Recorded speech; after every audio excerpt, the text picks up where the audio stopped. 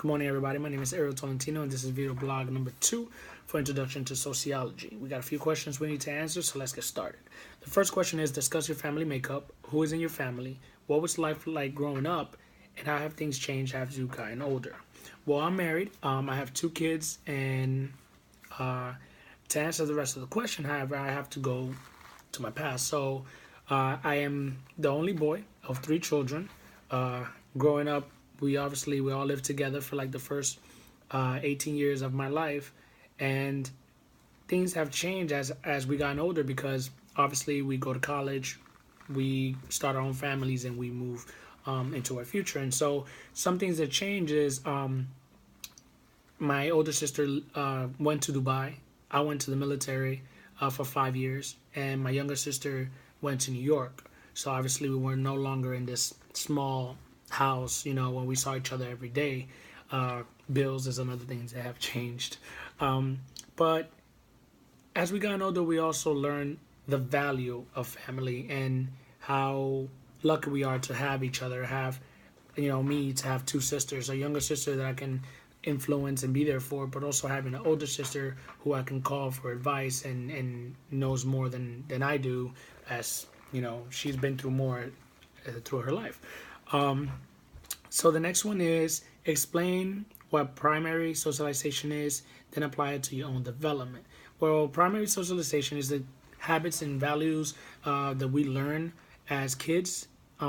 We learn how to interact with other people in our community, in our culture. And this is applied to me through the way I speak respectfully to older people. I was always taught when I was younger, when you talk to an older person, you always say proper, yes ma'am, yes sir, no sir. And those are some of the things that I learned that as growing up through my primary socialization, I still use to this day. Let's see. Explain. Oh, let me go down. Okay, the tech talks about myths of traditional family. What was family life like 50 years ago? How family life is different from then, obviously, till now, compared to our parents and our grandparents. Well, back then, everything was more like conservative. It's kind of like what conservative people want now. They want to go back to a two-person relationship, families, where the male provides for the family, the female, for the most part, takes care of the kids, stays home, and takes care of the household, which is something that's not in line today. Today, women are just as successful, and I mean, let's talk about Hillary Clinton. She, wonderful senator, and so things like that, like things have changed a lot now. Another thing is back then children would play a lot outside. As that has changed over the years to now, kids want to be on the social media and they want to be on the PlayStation and they want to be on their iPhones. So that's something that has changed.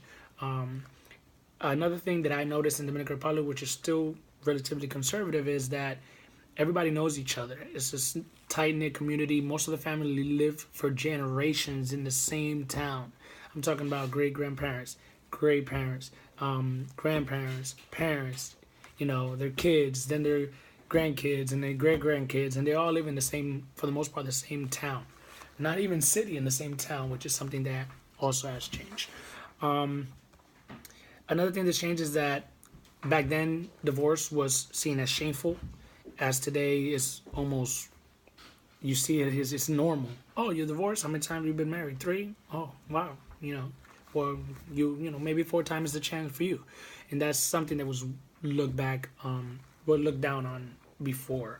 Unmarried couples was very rare back then. For 2 people to be openly together, go out to movies, hold hands, go out to eat, and or have kids together, I should say, was very rare. As now is, I have a kid, we live together, and we're not married, which is like the norm now. Now is like marriage is seen as almost a thing that you should never do. And the last one is, how does popular culture, present the family, talk about shows you watch, music you listen to, movies you've seen, etc.